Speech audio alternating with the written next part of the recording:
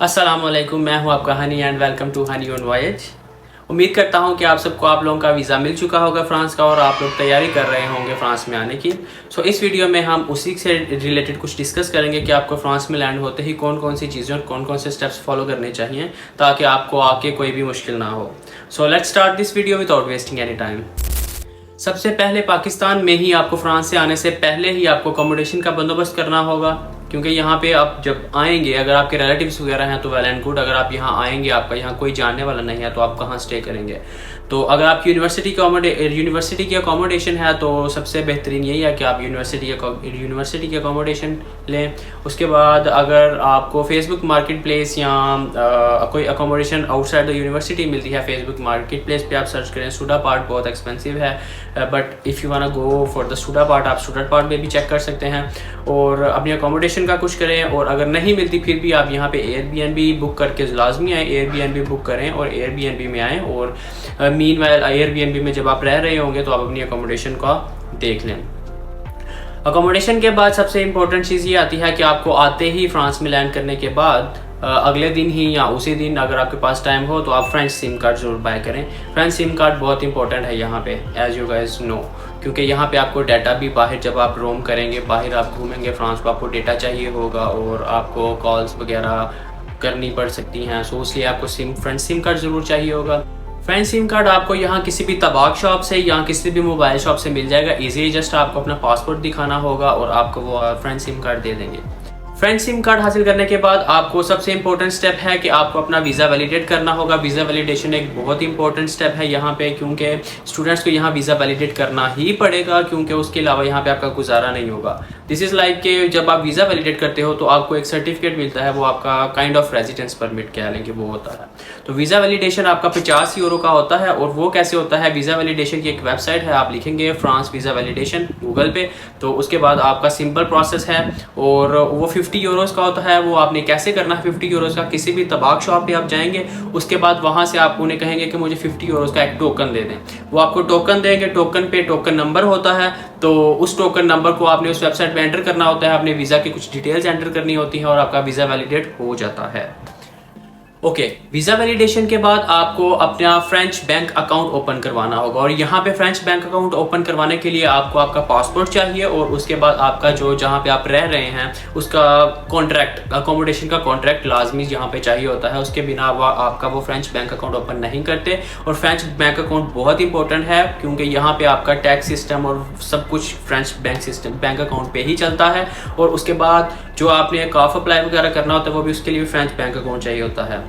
French bank account open करवाने के बाद आपको अप्लाई करना होता है काफ के लिए। काफ यहाँ पे एक इंटरनेशनल स्टूडेंट्स के लिए है कि जब आप काफ अप्लाई करते हैं तो जो आप रेंट पे कर रहे होते हैं अपनी अकोमोडेशन का, उसका कुछ परसेंटेज आपको जो हुकूमत है यहाँ की गवर्नमेंट वो पे बैक करती है।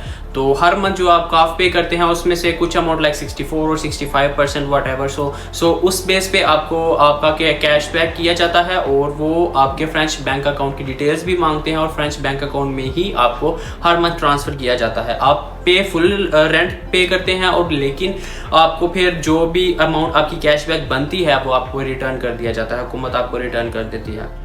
ओके, काफ अप्लाई करने के बाद यहाँ पे बारी आती है हेल्थ इंश्योरेंस की। यहाँ पे एक वेबसाइट है अश्योरेंस दे मालदी, लेकिन वो आपको बाद में बताता हूँ। उसके लिए आपको हेल्थ इंश्योरेंस के लिए अप्लाई करना पड़ता है। हेल्थ इंश्योरेंस के लिए अप्लाई कैसे करना पड़ता है, यहाँ पे एक कार्ड विताल होता है, कार्ड एक यहाँ पे मिलता है। कार्ड विताल आपको अप्लाई करना पड़ता है। वो आप सीएमआई में, सीएमआई बहुत से हैं यहाँ पे। सीएमआई एक ऑर्गेनाइजेशन है जो इंटरनेशनल स्टूडेंट्स के अफेयर्स को मैनेज करती है, हैंडल करती है। तो आप सीएमआई में अपॉइंटमेंट बुक करें और उन्हें जाके कहें मुझे कार्ड विताल अप्लाई करना है और जो भी रिक्वायरमेंट्स होंगी वो आपको बताएंगे। आप वहाँ पे अपना कार्ड विताल अप्लाई करें।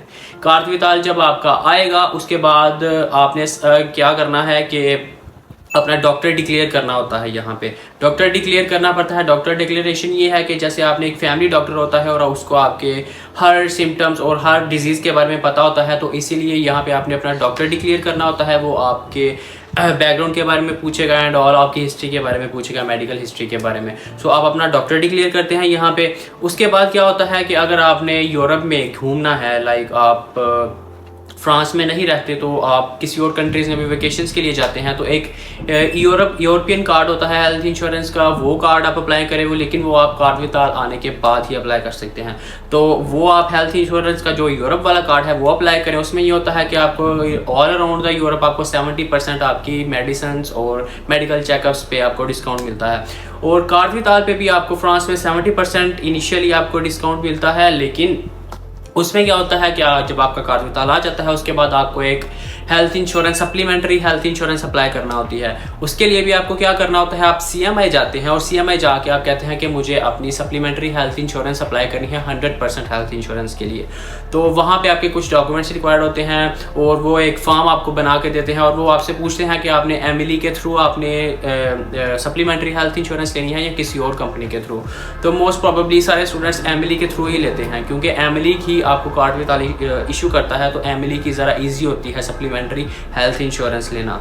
तो वहाँ से CMI वाले आपके कुछ डॉक्यूमेंट्स प्रिपेयर करेंगे और वो कहेंगे कि ये एमिली की बिल्डिंग में आपको जाके पोस्ट करने हैं। वो जाके आपको उनके जो लेटर बॉक्स होता है उसमें डाल देते हैं और आपकी 1 मंथ या 1.5 मंथ के अंदर आपको ईमेल या जो भी नोटिफिकेशन आ जाता है कि आपकी हेल्थ इंश्योरेंस अप्रूव हो चुकी है। So these are the main steps जो आपको फ्रांस में लैंड करने के बाद ही फ़ौरन से स्टार्ट कर देने चाहिए ये चीज़ें अप्लाई करना, क्योंकि जितना आप लेट करेंगे उतना आपका ही नुकसान है। जैसे आप हेल्थ इंश्योरेंस के लिए लेट करेंगे तो आपका ही नुकसान है। इन केस अल्लाह ना करे आपको कोई भी डिजीज़ वगैरह हो जाती है तो आप मेडिकल चेकअप के लिए आपको ज़रूरत पड़ती है, तो आप क्या करेंगे। सो that's it for this video. अगर आपको ये वीडियो पसंद आया तो उसे लाइक ज़रूर करें और अगर आपका कोई भी क्वेश्चन हो उसे नीचे कमेंट सेक्शन में ज़रूर ड्रॉप करें और मैं एज सून एज पॉसिबल उसका रिस्पॉन्स करने की कोशिश करूँगा। और अगर आप ये इन्फॉर्मेशन अपने दोस्तों से शेयर करना चाहते हैं तो इस वीडियो को अपने दोस्तों के साथ ज़रूर शेयर करें जो इन फ्यूचर फ्रांस में आना चाहते हैं। So that's it for this video. Bye bye.